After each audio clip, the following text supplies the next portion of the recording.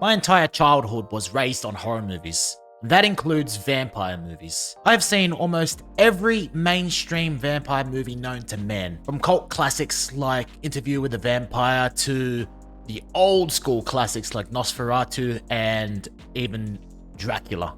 Even as a kid, when you'd have the debate on whether you wanted to be a werewolf or a vampire, I would vote to be a vampire. So vampires have a special place in my horror heart, and I'm going to list 5 of my favorite vampire movies of all time.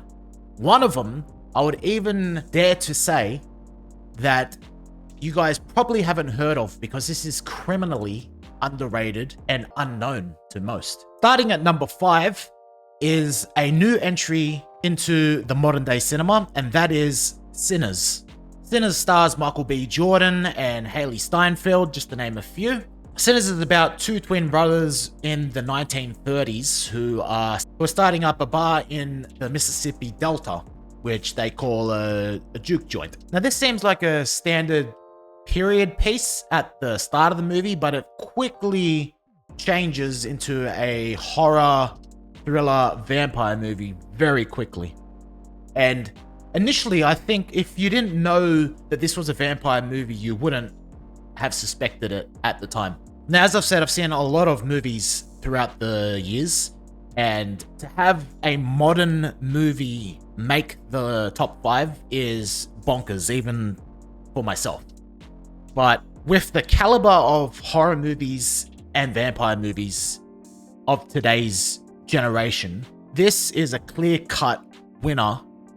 It absolutely kills anything that has come out in the past decade, I believe. The acting is top tier, characters are very relatable, and the dynamic range from Michael B. Jordan and the other casts is what I believe gives this validation to make my list. Now, with this movie, there are a lot of like little nods to other vampire franchise movies, and a big one that this gets compared to is the one starring George Clooney, From Dusk Till Dawn. The whole premise of that movie is very, very similar to Sinners. There's a lot of cinematic beats that are very similar. So a lot of people do compare this and say that this is almost a soft reboot or retelling of From Dusk Till Dawn. From Dusk Till Dawn is pretty good, in my opinion. It is one of my little guilty pleasures to watch in terms of vampire genre.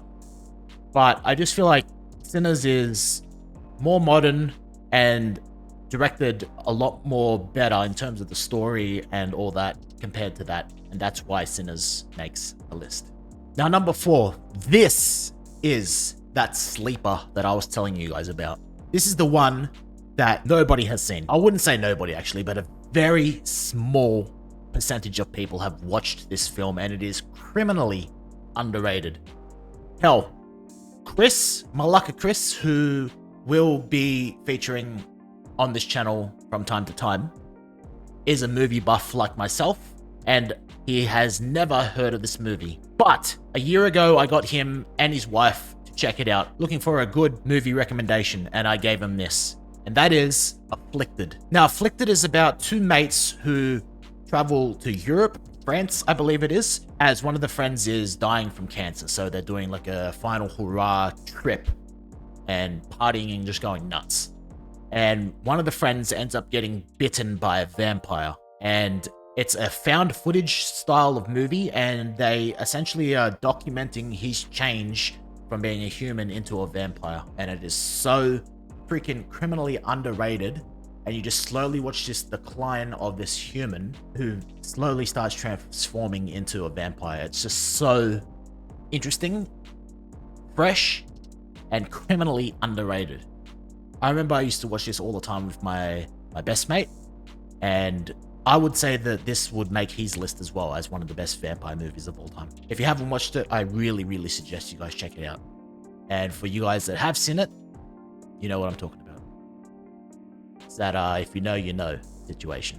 Number 3. I've had this since VCR. I've watched this so many times. This was actually one of my mum's favorite vampire movies as well, so I've watched this countless amounts of times. I still watch a lot of people doing first-time reactions on YouTube, and I watch the entire thing with them. It is one of my favorite vampire movies as well, and that is Lost Boys. Lost Boys is about a family who are moving to another state due to family divorce, and this stars Keith Sutherland and Corey Haim, just to name a few. And essentially, the older brother has the crush on this girl in this small town, but she's with this like bikey bad boy rebel gang, and the older brother wants to impress her, so he kind of joins the group, but the group are a bunch of vampires.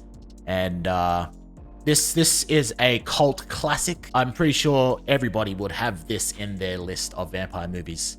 It's not necessarily scary, but it's overall very fun, very entertaining. It's got action, it's got humor, it's got everything you want in a vampire movie. It's literally a cult classic. Number 2.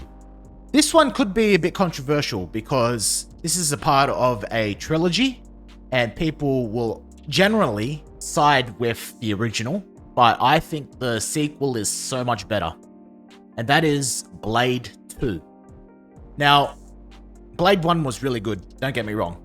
You can't have a mad trilogy without starting off with an awesome first movie. Now, the first one had a lot of action, but in the second one, they just take it to the next level. Obviously, you've got Wesley Snipes returning as Blade, but you've now got Ron Perlman, you've got Norman Reedus. There's just so many big names that have been added to this film, and they just take the action and the stakes up a notch in this one. Blade is my mum's favorite vampire movie of all time.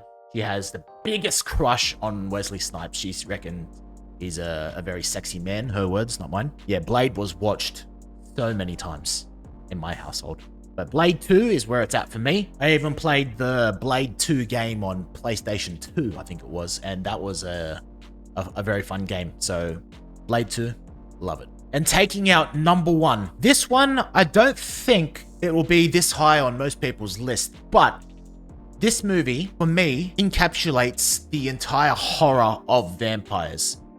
Hell, I've had this conversation with my best mate, Kieran, plenty of times, and that is that if this style of vampire or scenario was ever to happen in the real world, that I would definitely die in this movie. Him too. There are a lot of movies that we discuss on whether we would survive those situations, and this is one of them that scares the absolute shit out of me that I will definitely say without a doubt I won't survive.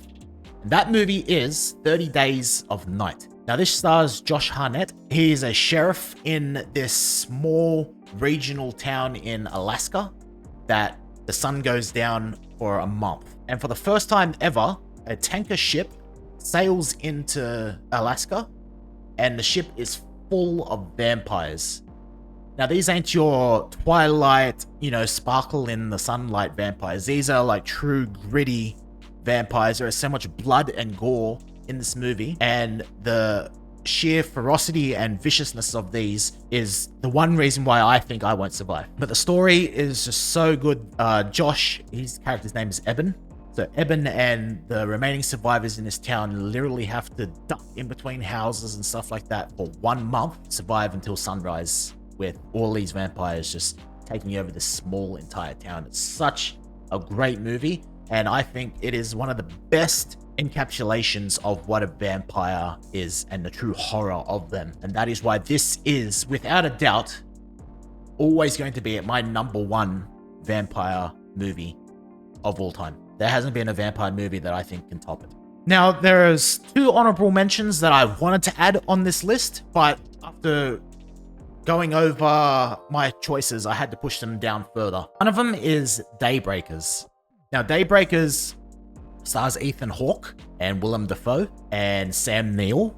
Like, there's so many good actors in that as well. Basically, the premise of that is vampires have taken over society, and they now are the standard of society. Humans are now hunted, and they're more like cattle in a way.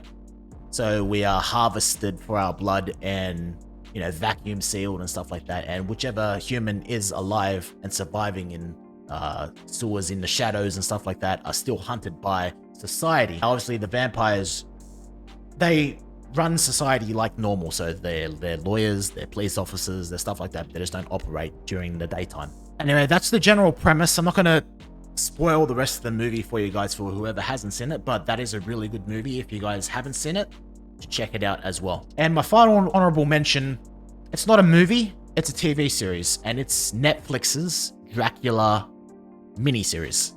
This is a 3-part series. It's the Dracula story told in 3 parts, obviously.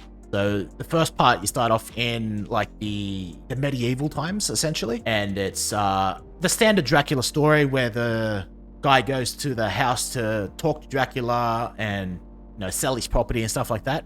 In the second episode, he is going on a ship to London. Now, they actually made a full movie about that scene, which is also a good movie, called the Voyage of the Last Demeter. That recently came out. That's a good movie as well, but that's more fleshed out. But episode 2 focuses on that.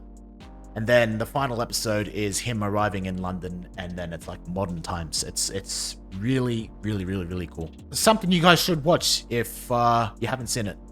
It's very gory, very scary, but not in like the jump scare type of way, just like the horror thought of it all. But yeah, another great honorable mention. If you guys liked this video, give it a thumbs up. Consider subscribing. Let me know your top 5 vampire movies of all times. Now, I know there will be some that will add the more mainstream ones, but I've seen some of those mainstream ones and they're just overrated, in my opinion. But I'd love to read what you guys would think should be in the top 5. Whether mine should be rearranged a little bit, let me know. I'll read every comment, and I love to see how wrong some of you guys are. So, anyways, that'll do for me. Have a great day, and I'll catch you guys later. See you later.